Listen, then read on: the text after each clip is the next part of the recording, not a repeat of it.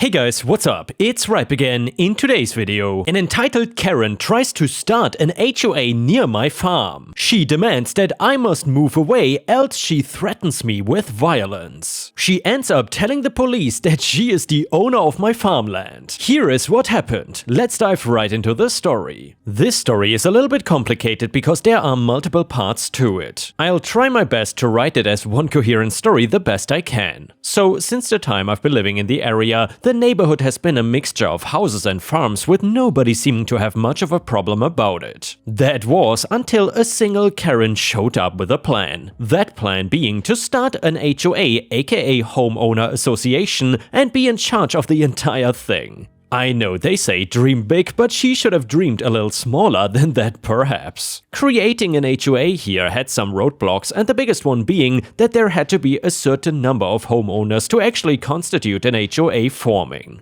Because all the farms took up a bunch of land but counted as a single homeowner, it meant that there was not enough space. Only so many homes existed and there was no space for more. Any sane person would have just given up at this point, but we were dealing with a Karen. Her solution to this problem that only existed in her mind was to bully the farmers out of the neighborhood. She used two main tactics in order to accomplish this. The main one was slander, where she would just go and talk crap about the farms to everybody else to try and get them to boycott us all and all our products. Saying things like that we lied about the quality of our produce and that eating it would make you sick. As well as telling people their children growing up around farms would cause them to not care about their education. They would not go to college and end up poor without any good education, forgetting how to even do simple things like read and write. And Karen might be kind of right there, because growing up near such an entitled Karen could indeed have a negative effect on your children, so please be sure to not let your kids grow up near entitled people. However, I would say growing up near farmers is probably one of the better things you can do. Anyway, I honestly don't know how many people believe this nonsense because I wasn't paying much attention to it. I assumed she would burn out and things would just start going back to normal. The second thing she did was flat out harass the farmers and make it very unpleasant for them to live in the area, insulting them and basically making it so anywhere we went we couldn't get peace.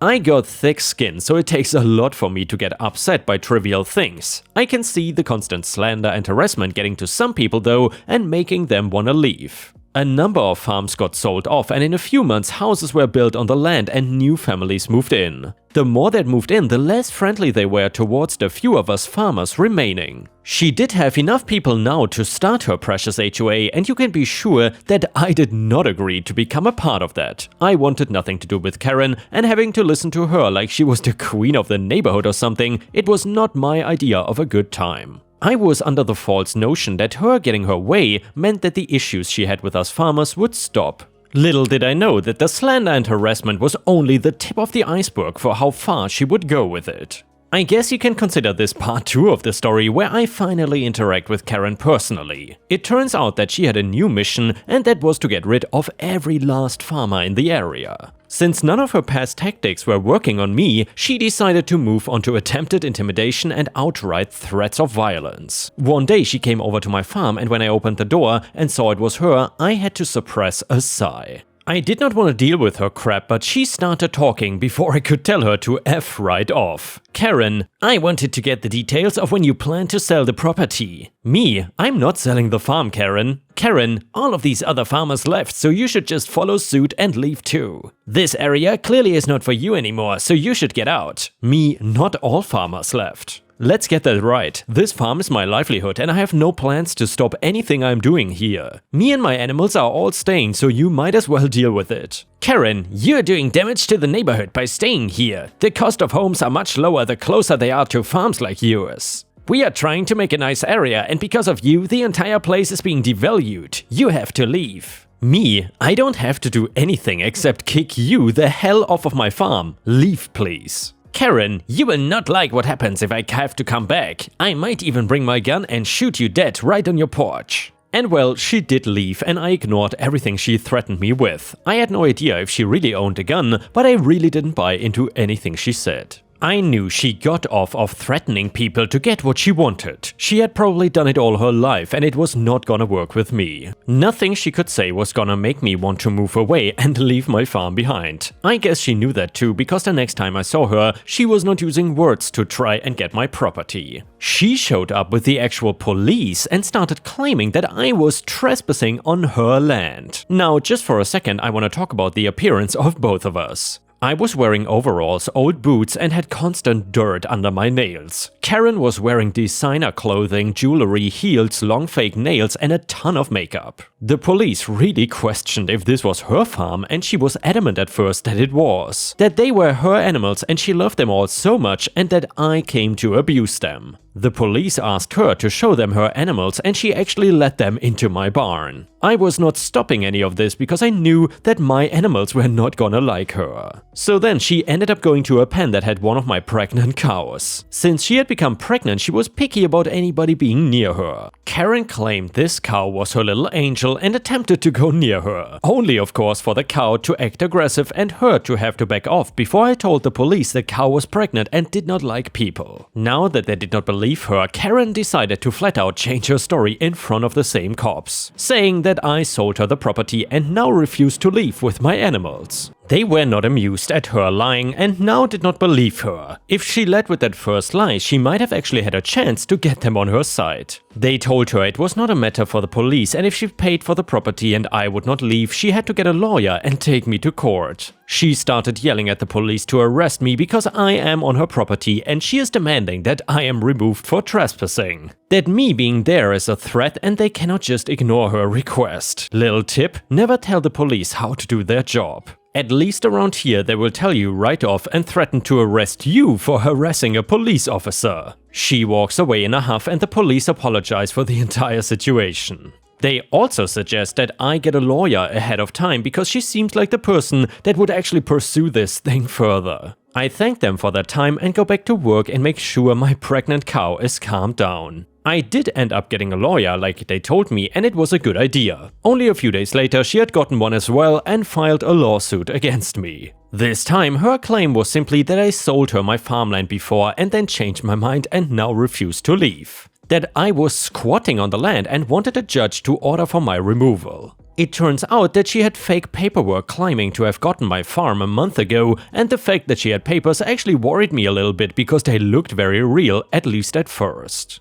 I knew they were fake, but for all I knew, a judge might see them as real. My lawyer and I were working like crazy to find a way to prove that her paperwork had been faked. Our argument of no money being exchanged was not working because of her claims that the money did not go through because I flat out rejected it and sent it back. Of course, despite no actual record of this existing. It was a weak argument for both sides and was not gonna sway a judge in either direction. Me owning the deed did not help either because of how new the supposed sale was and me not cooperating after signing the papers supposedly. Finally, we figured out how she had done it and we were able to expose her. Since other farms had gotten sold off due to her harassment, she managed to get a copy of the sale record for a different farm. She then just edited it to have my name and address with a fake signature. The papers looked real because they were real, just for a different farm. I was safe and my property was not going to be illegally taken away from me by Karen. Still, I was annoyed and requested to get a restraining order against her, claiming that I was scared she would try to take my property again or come over to harass me.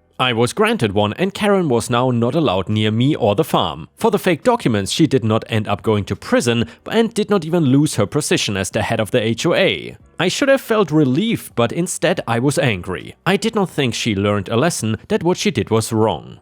I feared her going after the other farmers in a similar way and wanted to stop that from happening. I remembered back to when she threatened me with a gun and decided that I might be able to get her in trouble for something else after all. So basically where I live, gun laws are pretty strict and it can be hard to even get a license or permit. Not only do you need to pass a background check and take a class, but you need a valid reason to own a gun. Only a few people in the area had them and for the most part they were for hunting. Farmers needed them to protect their animals, but aside from that it was extremely rare for them to have a gun. If she actually had one, I could not imagine it being legal. I called the non-emergency police line and told them I wanted to remain anonymous. That I was a concerned citizen because I heard that the head of the HOA had a gun and heard her telling people about it. That I was scared of somebody in the area having one and wanted the police to please make sure it was legal. The things I said to them caused a search warrant on her house a few days later. There must have been something else they saw or heard in order to get one just because of a gun claim. She was actually not lying about owning an illegal gun. That alone would not have sent her to prison either, but gotten her a misdemeanor charge and more importantly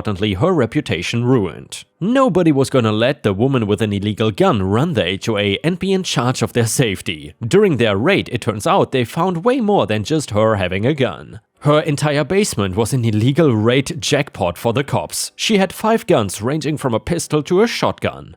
Each one would be a separate charge because not a single one of them was legal. On top of that, the basement was also being used as her base of operations because it was filled with drugs. Way more than just for personal use, so it was clear that she was dealing secretly out of her basement. Suddenly, certain things started making a lot more sense to me and everybody else in the area. I did not mention it before, but on top of her makeup she also wore a disgusting amount of perfume. I guess to mask any kind of smell she could be giving off. It also explained how I never saw her working but was able to have money for anything despite seeming to not work. Also, all the new people moving in loving her was because they were all her clients that she wanted closer to herself. Now, for her behavior that was a total guess if it was due to her being high or just being a Karen. I like to think it was about half and half. Anyway, it was a huge show of the police taking her away and removing all the evidence from her home. It only took a couple of days for every single person in the neighborhood to hear what she had been doing.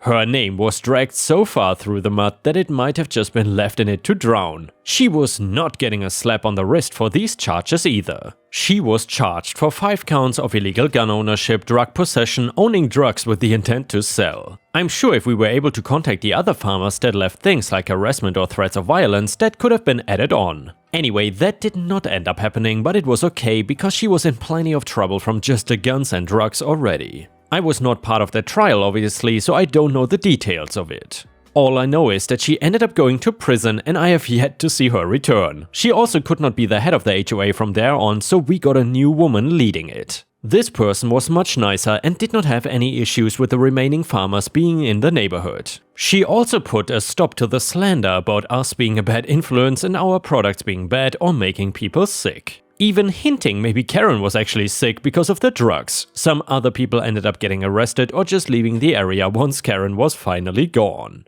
It was clear they were only there to stay close to their dealer and when caught they ran. The actual home stayed and people moved in that did not know about all the drama and only the new calmer times. I can only have wished Karen didn't do any of this to begin with because of all the farmers that left directly because of her. I can only imagine how bad it would have been if we all left and she was in charge while continuing to sell the drugs. And here, ripe stars, I gotta say for this story in the end I am very glad that Karen finally ended up in prison. However, I feel like the country where OP is from, aka the farmer, does not have a very strong legal system and it does not seem to be in Europe or the United States. I feel like in most countries for the forged documents, Karen would have gotten arrested early on already. Especially in the United States and Europe, forging legal documents is a huge offense. You cannot just do that willy-nilly and hope that nothing happens to you. Either way, if you enjoyed this story, please don't forget to like the video, subscribe to my channel if you haven't already, and maybe even leave a comment because it would help me tremendously. And the next one starts like this. My name is Sarah and I've got a mother-in-law from hell.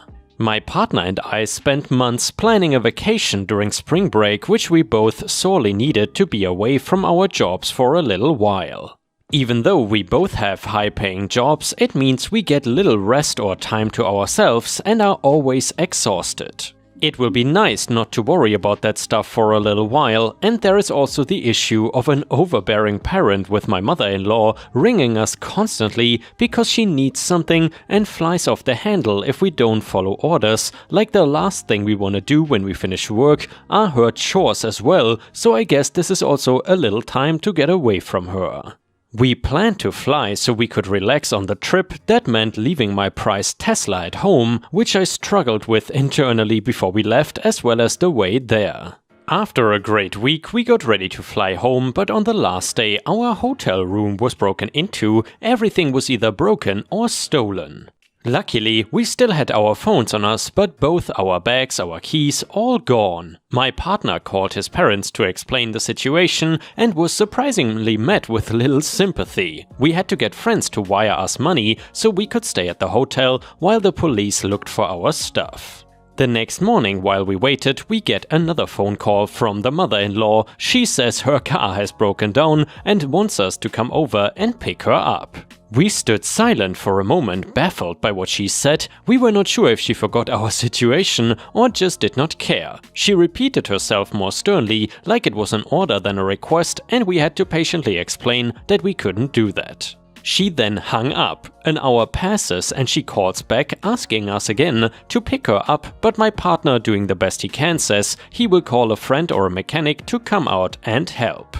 She then hung up, he sighed, and I could tell that he loved her, but even this stress was too much for him. With all piling on at once, at the end our holiday was turned into an utter nightmare. We did not hear back from her until the next day to complain about something else. No thanks or hint of gratitude in her voice at all. Her car was going to be in the shop for a while as they need to order some new parts into the local garage, but she still needed to get around occasionally. She didn't need to work anymore but liked to go shopping and go to coffee shops. A pause followed as she waited for us to help, but instead I asked if she had thought of using the bus. She was very expletive in our reasoning as to why she would not be doing that and what I could do with my opinions. My partner tried to stand up for me, seeing as we still had issues of our own and were hundreds of miles away. We were in no position to help her even if we wanted to, and we didn't want to. Then a light bulb seemed to click in her head when she realized we had to leave my Tesla at home. As soon as she brought the Tesla up, my face dropped, expression shifting into nervous horror as she danced around the question. She asked if she could borrow my Tesla for a little while, but there was no way I was going to agree to that. With my partner's support, we were able to explain that she could not, and for once she seemed to understand. The phone call ended after that, but we felt like we dodged a bullet. We received a call from the local law enforcement later that afternoon to say they recovered our belongings and could come down to the station to pick them up. Despite all the added hassle, it looked like we would be finally able to return home soon. His phone needed to charge, so my hubby stayed to organize the flights while I went downtown to get our things. I get a call 2 hours later from the devil herself looking for my hubby. Angry at the idea that she might be getting ignored even after I tell her the phone was off. She nonchalantly shrugs it off as our fault anyway, and in a casual tone says that she needed to borrow my Tesla to run some errands. My Tesla!